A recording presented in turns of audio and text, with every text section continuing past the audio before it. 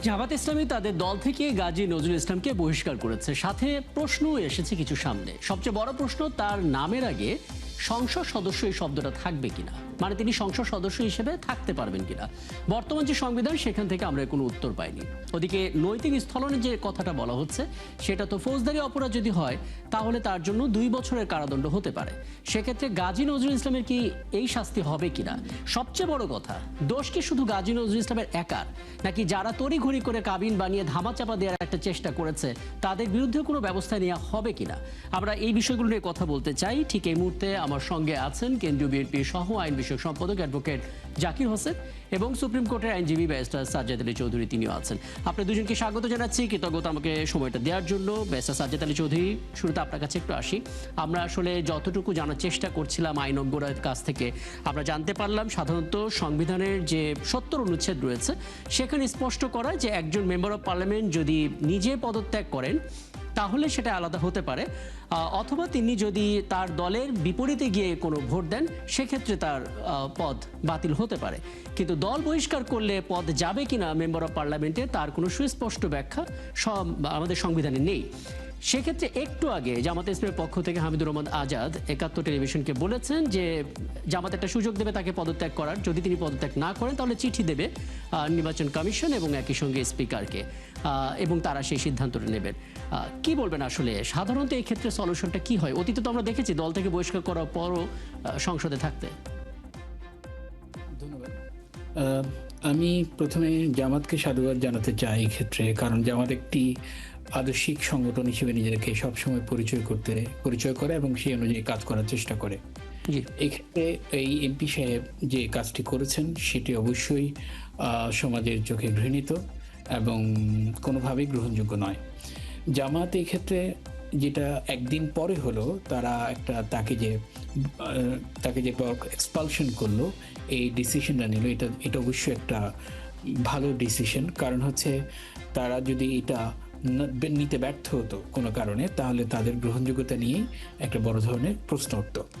দ্বিতীয় যে কথাটা হচ্ছে, আমাদের সংবিধানের আর্টিকেল 67 এবং 70 স্পেসিফিক্যালি একজন সংসদ সদস্য পদ থাকবে কিনা এই ক্ষেত্রে কিছু ফাইন্ডিংস বা ক্রাইটেরিয়া নির্ধারণ করে।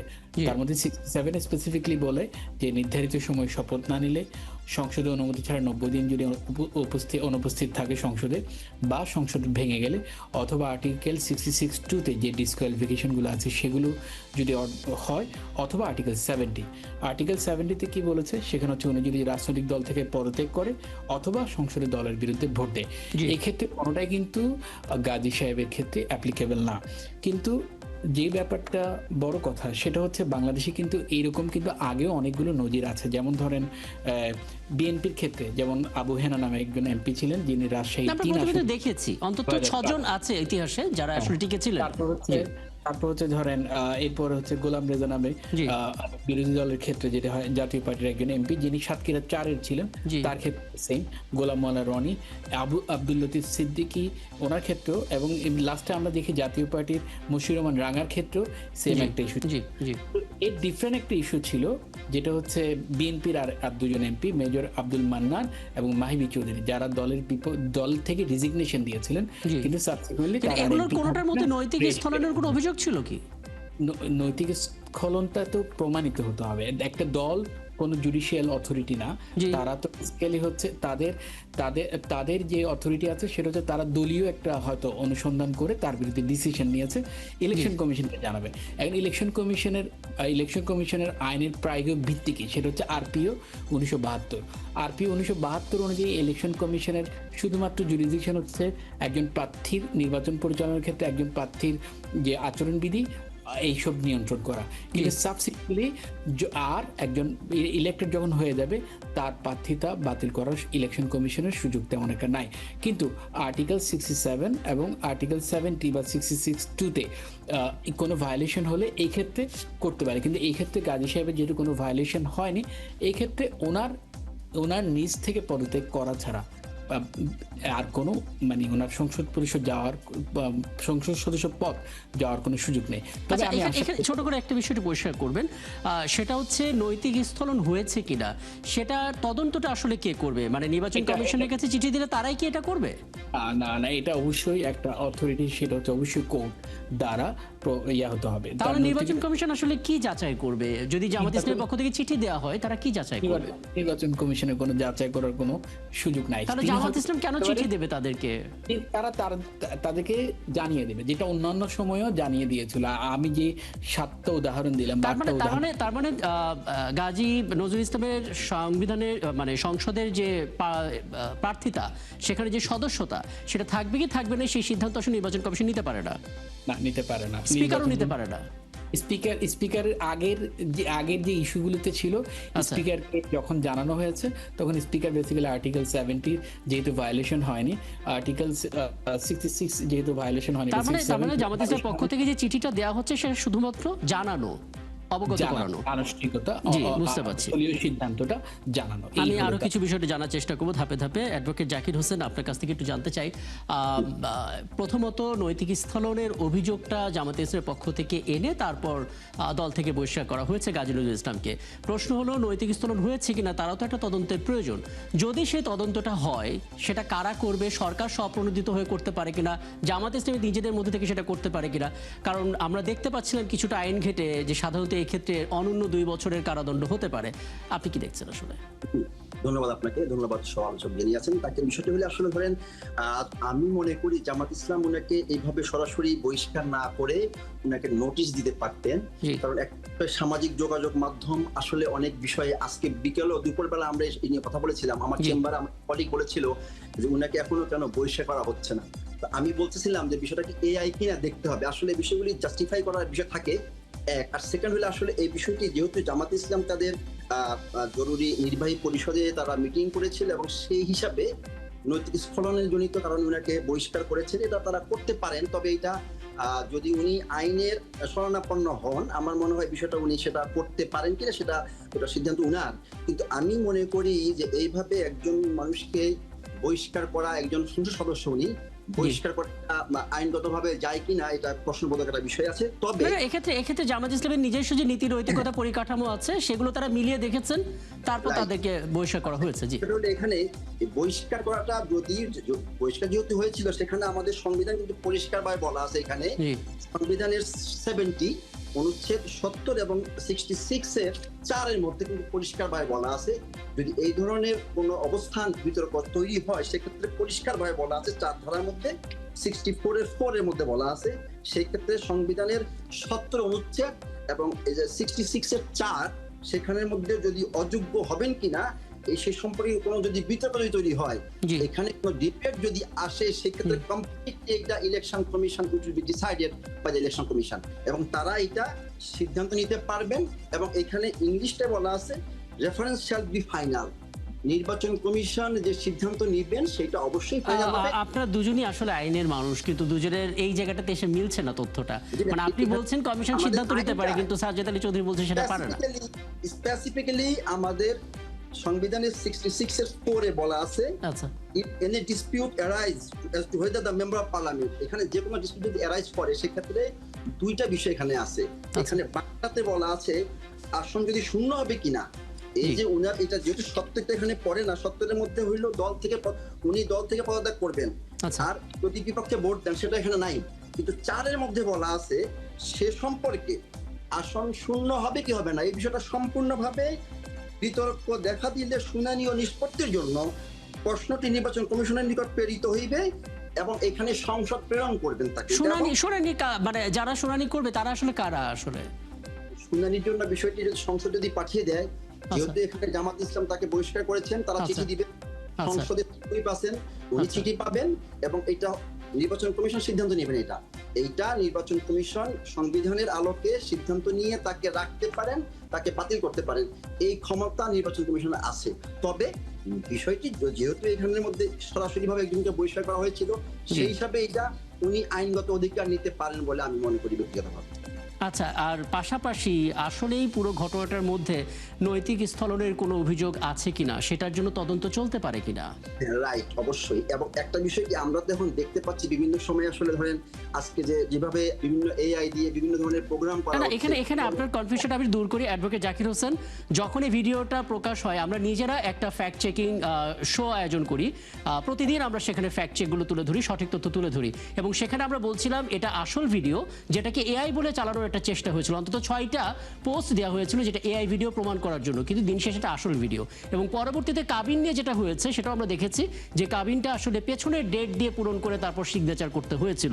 কাজে পুরো আরো বিশাল জালিয়াতি হলো সেখানে। হ্যাঁ, তার মানে এগুলো প্রমাণিত সত্য, যে কারণে হয়তো জামাত ইসলামের পক্ষ থেকে সিদ্ধান্তটা এসেছে। জি, ওনার বিরুদ্ধে মামলা মোকদ্দমা করার স্কোপ আছে, এবং যারা এই কাজগুলি করছে প্রতারণা এবং ফরজারি যে বিষয়গুলি এখানে আশ্রয় গ্রহণ করা হয়েছিল প্রতিটা বিষয় কিন্তু এখানে আইডেন্টিফাই হওয়া উচিত বলে আমি মনে করি। এবং এই বিষয়গুলি আসলে আমার কাছে মনে হয় জামাত ইসলাম এই বিষয়ে আমরা আগেও দেখেছিলাম ইলেকশনের পূর্বে বিভিন্ন সময় দেখা গেল যে আমাদের বিভিন্ন সময় এটাও একটা যেহেতু জনমনে একটা প্রশ্নবোধক হয়েছিল যে জামাত ইসলামী বললে একজন মানুষ ইসলাম ধর্মে দীক্ষিত এই ধরনের একটা মাইন্ড থ্রো তারা করেন।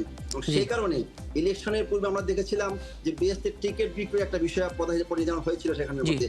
তখন কিন্তু আমরা মনে করি জামাত ইসলামের এই সিদ্ধান্ত নেওয়া উচিত ছিল যে জামাত ইসলাম একটা সংগঠন, একটা দল, জামাত ইসলামের পক্ষ থেকে এই ধরনের বক্তব্য যারা দিয়েছিল তাদের বিরুদ্ধে ওই রকম অ্যাকশন নেওয়া হইলে পরে আজকে এই ধরনের ঘটনা ঘটতে পারে।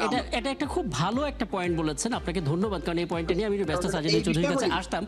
আমি তার আগে কয়েকটা বিষয়টা পরিষ্কার হয়নি বলি, এই বিষয়গুলি এবং জামাত ইসলামের এই সমস্ত কৃতকর্ম সারা বাংলাদেশ বিশ্বের বাংলাদেশি মানুষগুলি পরিষ্কার হয়ে যাচ্ছে যে তারা আসলে মানুষকে ধোঁকা দেওয়ার যে একটা পরিকল্পনা, এবং সেখান থেকে জামাত পরিত্রাণ পাওয়ার জন্য তড়িঘড়ি করে তাকে কোনো নোটিশ না দিয়ে তাকে এখান থেকে বহিষ্কার করা হয়। সো আমি মনে করি প্রিভিয়াস যদি তারা তাদের এই ধর্মকে ব্যবহার করে আচ্ছা, আমি পলিটিক্যাল ডিসকাশনে একটু পরে আসি পলিটিক্যাল ডিসকাশনে। আগে শুধুমাত্র আমি আইনগত বিষয়টি বুঝে নিতে চাই। মিস্টার সাজ্জাদ আলী চৌধুরী, আমরা বারবার আসলে গাজী নজরুল ইসলামের কথাই বলছি যে তিনি অপরাধ করেছেন, নৈতিক স্থলনের অভিযোগ তার বিরুদ্ধে এসেছে, পুরো শিরোনাম জুড়েই তিনি।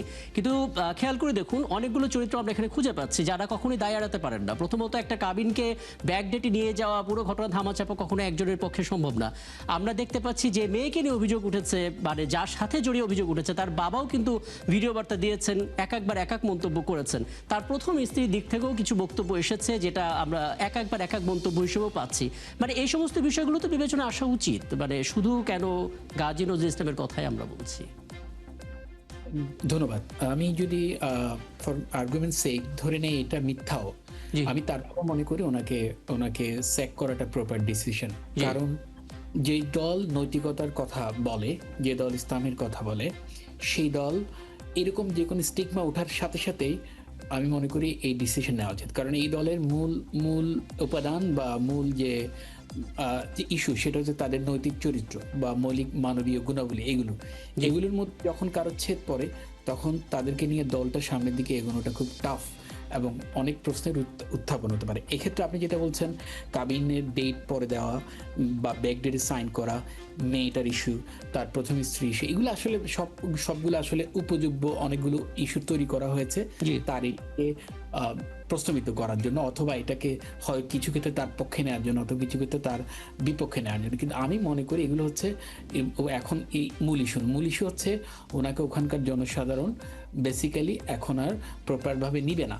এবং শুধু তাই না, ধরে নিলাম উনি সংসদে আসলো, উনি এমন একটা ইস্যু করলো, উনি এটা ওনার আশেপাশে একজন নারী সংসদ সদস্য বস্তু আনইজি ফিল করবে, বা ওনার যে ফ্রেন্ড বা যে কলিগ তার পাশে বসছে সে আনইজি ফিল করবে। ইভেন দোস উনি, আমরা জানি উনি মুক্তিযোদ্ধা, সবসময় আমি দেখেছি স্পিকার যখন তাকে অ্যাড্রেস করতেন তাকে খুব সম্মানের সাথে অ্যাড্রেস করতেন এবং অ্যাডমিট করতেন উনি মুক্তিযুদ্ধ, ওনার সাথে একসাথে যুদ্ধ করেছেন। কিন্তু আনফর্চুনেটলি হচ্ছে জামাত এই জিনিসটাকে বই বেড়ানো ঠিক হবে না, সেই জন্য কিন্তু জামাত ইসলামী তাকে দল থেকে বহিষ্কার করে দিয়েই কি কাজটা শেষ হয় কিনা? মানে এক্ষেত্রে জামাত ইসলামী নামটা যখন আপনি হয়তো দেখবেন একটু আগে বিভিন্ন রকমের নির্বাচন ক্যাম্পেইনের যে বক্তব্য, সেই বক্তব্যগুলো পুরনো ভিডিও ভাইরাল হচ্ছে, যেখানে আসলে গাজী নজরুল ইসলাম খুব চমৎকার করে আসলে বলছিলেন যে আমি আসলে এমপি হতে চাই না, আমি আপনাদের সেবক হতে চাই এবং আমার ভোটের দরকার নেই, আপনারা শুধুমাত্র চাঁদাবাজদের বিপক্ষেই ভোটটা দিয়েন। এরকম বিভিন্ন মন্তব্য তিনি করছেন। মানুষটাকে বিশ্বাস করে হয়তো ভোটটা দিয়েছে এবং তিনি যখন এই কাজ করছেন করছেন, তখন মানুষ তো আসলে গাজী নজরুল ইসলামকে ভোট দেয়নি, জামাত ইসলামীকে মাথায় রেখে ভোটটা দিয়েছে। তো দল হিসেবে আসলে এই অপরাধ জামাত এড়িয়ে যেতে পারে কিনা শুধু বহিষ্কার করেই? জামাতের এই ক্ষেত্রে আর দল হিসেবে কিছু করার নাই, কারণ এখানে ভিকটিম জামাত না, ভিকটিম হচ্ছে, যদি আমরা ধরি ওই মেয়েটা, ভিকটিম হচ্ছে তার ওয়াইফ, ভিকটিম হচ্ছে ওনার বাচ্চারা, ভিকটিম এখানে জামাত না। এটা জামাতের লিগ্যালি কিছু করার সুযোগ নেই দলীয় সিদ্ধান্তের ইয়ার মধ্যে থেকে। না, আমি এখানে ভিকটিমের কথা বলছি না, আমি ভাবমূর্তির কথা বলছি। হ্যাঁ, ভাবমূর্তি, এখন জামাতের ভাবমূর্তি নষ্ট হয়েছে, সেজন্য তো জামাতের ডিসিশন নিয়েছে। কিন্তু এর আগে আমরা দেখেছি বিভিন্ন সময়, এটা আপনার সামনে আমরা অনেক সময় হাজির করেছিলাম, আপনি সেটা হচ্ছে একজন ভদ্রলোক যখন ইলেকশনে প্রার্থী হয়, তখন কিন্তু দলীয় প্রতীকে হয়তো সে নির্বাচিত হয়, কিন্তু দলকে আমরা কিন্তু সে দলীয় প্রতীকে ইলেকশন করে, কিন্তু মানুষজন কিন্তু ওই ব্যক্তিকে ভোট দেয়। যদি আমরা একদম মানে সামাজিক পার্সপেক্টিভ ধরে নিই, বাংলাদেশের প্রেক্ষাপটে হয়তো আমরা দলের দলকে হয়তো প্রাধান্য দিই, কিন্তু ব্যক্তিকেই সবাই ভোট দেয়। এখন ওই ব্যক্তির গ্রহণযোগ্যতা নিয়ে প্রশ্ন অবশ্যই আছে। এখন এক্ষেত্রে দলকে ভোট দিয়েছে সেটা যদি হয়, তাহলে জামাত ইসলামী অন্য যখন খালি হয়ে যাবে, নতুন আরেকজন প্রার্থী দিলে জামাত বিজয়ী হবে। আর যদি বিএনপির প্রার্থীর ভালো থাকে, তাহলে বিএনপি বিজয়ী হবে। সবচেয়ে বড় কথা হচ্ছে কি জানেন, এখানে হচ্ছে এখন নৈতিক স্খলনটা যদিও বা কোনো কোর্ট দ্বারা বা জুডিশিয়াল অথরিটি দ্বারা প্রমাণিত না, কিন্তু মানুষের হৃদয়ে যখন এটা আঘাত করছে, তখন মানুষের বুঝতে পারছি। একটা কথা তো অ্যাডভোকেট জাকির হোসেন বলেছেন, যেটা এর আগেও বিভিন্ন সময় বিভিন্ন আয়োজনে আমিও আপনার কাছে প্রশ্ন করেছিলাম, যে জামাত ইসলামীর পক্ষ থেকে যখন আমরা শিশির মনির বা এরকম কোনো হেভিওয়েট প্রার্থীদের কথা শুনি, সেখানে অনেক ডিসেন্ট, অনেক শিষ্টাচারমূলক বক্তব্য আমরা শুনি, কিন্তু প্রান্তিক অঞ্চলে সিনিয়র অনেক নেতারা কিন্তু জান্নাতের টিকিট দেয়া, এটা সেটা নানা কিছু বলেন, এবং সেই ভিডিওগুলো আমাদের হাতে ঘুরতে থাকে। সেগুলো তো নৈতিক স্খলনের অংশ হতে পারে। সেগুলো কি জামাত কখনো নিয়েছে বা ভেবেছে? এই জিনিসটা বেসিক্যালি যখন এই জান্নাতের টিকিট বলেন, এই কথাগুলো আমি মনে করি রেটরিক অর্থেই বলে, নৈতিক ভিত্তি নাই, ধর্মীয় ভিত্তি নাই, এবং দলীয় কোনো মানে আমি তাদের বইপত্র যতটুকু পড়েছি, এখানে এরকম কিছু নেই। কথা বলছি, একটা দলকে বা ইভেন দোস আমরা যখন আওয়ামী লীগের সমালোচনা করি বা বিএনপির সমালোচনা করি, তখন আমরা একটু পড়ালেখা করার চেষ্টা করি। এখন ইস্যুটা হচ্ছে জামাতের কোনো বইয়ে যে তাদের পাবলিকেশনে কোথাও কিন্তু এগুলো কিছু নাই। এগুলো যখন যে ব্যক্তি বলে, সে তার নিজ দায়িত্বে বলে। এবং বুঝতে পারছি আপনার বক্তব্য একেবারে স্পষ্ট। আমরা যদি আয়োজনে একেবারে শেষ পর্যায়ে আছি, অ্যাডভোকেট জাকির হোসেন, আপনার একটা শেষ মন্তব্য নিতে চাই। যদি এই ভিডিওটা ভাইরাল না হতো, যদি এই ভিডিওটা নিয়ে আলোচনা না হতো, এবং আমরা যদি গণমাধ্যম কর্মীরা সংবাদ পরিবেশন না করতাম, তাহলে কি গাজী নজরুল ইসলামের খবরটা আমরা জানতে পেতাম? জামাত ইসলামী নিজে তো দায়িত্ব থাকতো যে আসলে তাদের কর্মীরা কোথায় কি কাজ করছে না করছে, দল হিসেবে সেটাও তো তাদের দায়িত্ব ছিল। জি, অবশ্যই বিষয়টা হলো আসলে আজকে মানে মিডিয়ার কল্যাণে তো আজকে যে যারা দায়িত্বশীল পদে থাকবেন, প্রতিটি ব্যক্তি প্রতিটি প্রতিষ্ঠানের মতো কাজ করছেন, তো তাদের অবশ্যই যে যেখানে থাকবেন, যে দলেরই হোক, তাকে দায়িত্বশীল আচরণ, দায়িত্বশীল ফাংশন তাকে করতে হবে। এবং আমি আগে যেটা বলছিলাম, এর আগে আমরা দেখেছিলাম ইলেকশনের পূর্বে যে রোজা এবং পূজা বিভিন্নভাবে প্রতিটা লোকের ধর্ম নিজ নিজ ধর্ম সে পালন করবে, এবং এজ এ মুসলমান, একজন হিন্দু খ্রিস্টান যে থাকবে সে তার মতো করে, কিন্তু সেখানে ধর্মকে পুঁজি করে, বায়াস করে, এবং এটার উপর ডিপেন্ড করে রাজনৈতিক অশুভ রাজনৈতিক যে হাসিল করার যে পরিকল্পনা, এই ধরনের কাজ থেকে বেরিয়ে আসতে হবে। এবং আজকে যে মিডিয়া যেভাবে এই অবস্থান তৈরি করছেন এবং এই ধরনের অন্যায় অত্যাচারগুলিকে উঠে আনছেন জনগণের সামনে, এটা অবশ্যই মিডিয়ার কল্যাণ ছাড়া সম্ভব ছিল না। এবং আমি মনে করি ভবিষ্যৎ যে সমস্ত নেতা কর্মী যারা আছেন, একদম, এবং এই একটা ঘটনা হয়তো একটা বার্তা, সামাজিক বার্তা হয়ে থাকবে। দায়িত্বশীল জায়গা থেকে অবশ্যই তাকে আমি একটু অ্যাড করব। না, প্লিজ, ব্যারিস্টার সাজিদ চৌধুরীর সুযোগ থাকলে অবশ্যই আমরা সেই মন্তব্যটা নিতাম, কিন্তু সময়টা একেবারে নেই। অনেক ধন্যবাদ। কিছু কনফিউশন ছিল যেটা আসলে দূর করার চেষ্টা আমরা করলাম আপনাদের কাছ থেকে। অনেক ধন্যবাদ কৃতজ্ঞতা সময়টা দেওয়ার জন্য। দুজন অতিথি আমাদের সঙ্গে ছিলেন, বিএনপির কেন্দ্রীয় সহ আইন বিষয়ক সম্পাদক অ্যাডভোকেট জাকির হোসেন ছিলেন, এবং সুপ্রিম কোর্ট আইনজীবী ব্যারিস্টার সাজ্জাদ আলী চৌধুরী আমাদের সঙ্গে ছিলেন। এবং এই ছিল আজকের সংবাদযোগে। আগামীকাল ঠিক রাত 10টায় আবারও দেখা হবে নতুন কোনো বিষয় এবং তার বিস্তারিত নিয়ে। থাকবেন একাত্তরের সঙ্গে।